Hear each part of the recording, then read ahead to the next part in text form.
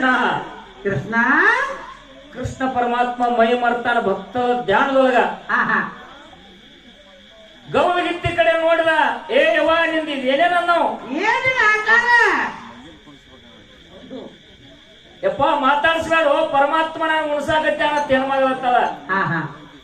ನಿನ್ನ ಪರಮಾತ್ಮ ಸುಡ್ಲಿ ನಿನಗೆ ಸುಡ್ಲಿ, ನಿನ್ನ ಅವಸ್ಥೆ ನೋಡ್ಕೊ ಮೊದಲ. ಹೌದು ಹೆಣ್ಮಗಳ ಕಣ್ಣ ತೆಗೆದು ನೋಡ್ಲಿಲ್ಲ, ಅವನ ಕಡೆ ಲಕ್ಷ ಇರ್ಲಿಲ್ಲ. ಕೃಷ್ಣನ ಮ್ಯಾಲ ನಿಷ್ಠ ಇತ್ತು. ಏ ಕೃಷ್ಣ ಅಂತ ಎದೆ ಹಿಡಿದು ನುಗ್ಗಿಸಿದ. ಅರಿವಿನೊಳಗೆ ಬಂದ ಕೃಷ್ಣ. ಏ ಅಣ್ಣ ಏನ್ ಘಾತ ಮಾಡಿದ್ವು? ಪಂಚಾಮೃತ ಉಣಸಾಕ್ತಿವ ತಾಯಿನ ಆತ್ಮ ಸಾಕ್ಷಾತ್ಕಾರದಿಂದ ಅಂತ ಕರ್ಮದಿಂದ ಊಟ ಮಾಡತ್ತೀನಿ.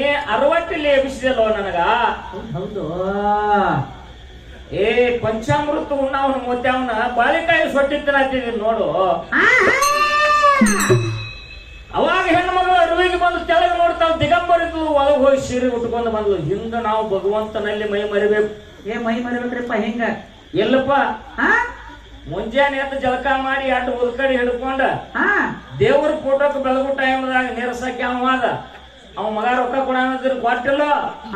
ಹೋಗಿರಿಲ್ಲ. ಹೆಂಡ್ರಿಗೂ ಬೇಯುದ, ಮಕ್ಕಳಿಗೂ ಬೇಯುದ, ಮಂದಿಗೂ ಬೇಯುದ, ಅಂತಮ್ರಿಗೂ ಬೇಯುದ. ಉದ್ಕಡಿ ಬೆಳಗುದ, ಉದ್ಕಡಿನ ದೇವ್ರಿಗೆ ಬೆಳಗುದ. ಹೌದು ನಾವು ಮರುವಂತ ಮೇಯದು. ಹೌದು ನಾವು ಮರುವಂತ ಮೇಯದು. ಹೌದು ಅದಕ್ಕ ಹೇಳ್ರಿ ಹನುಮಂತ ಮಹಾರಾಜರು.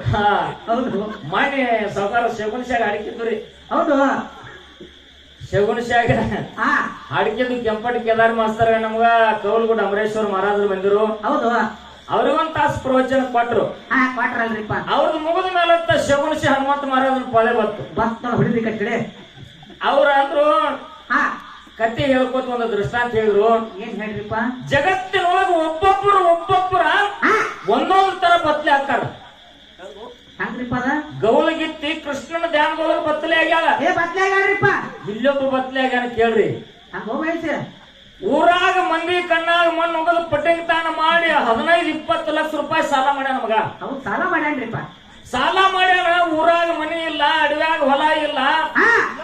ಕಿವಿಗಡ್ಡಿ ಹಿಡಿದು ಕಟ್ಟಾಕ ಒಂದ್ ಆಡ್ಮರಿ ಇಲ್ಲಿ ಮಗನಿಗೆ. ಹೌದು ಅಟ್ ಬ್ಯಾಂಕ್ ಆಗ್ಯಾವ ಸಾಲ ಕೊಡಕತ್ತಾರ. ಏನ್ ಮಾಡೋದು?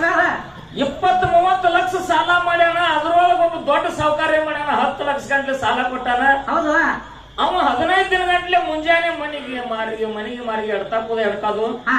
ಇವ್ ಮಗ ಏನ್ ಮಾಡ್ಬಿಟ್ಟಿದ್ದ, ಮುಂದಿನ ಮೇನ್ ಬಾಗಲ ಕೀಲಿ ಹಾಕಿ ಬಿಟ್ಟಾನ. ಸಾಲಗಾರ ಬರಾವ್ರ ಬಾಗಲ ನೋಡವ್ರ ಕೀಲಿ ಹಾಕಿದ್ ನೋಡವ್ರ ಇನ್ನ ಬಂದಿಲ್ಲಪ್ಪ ಮಗ ನಾವು. ಇವ್ ಹಿಂದಿನ ಹಿತ್ತಲ ಬಾಗಲೇ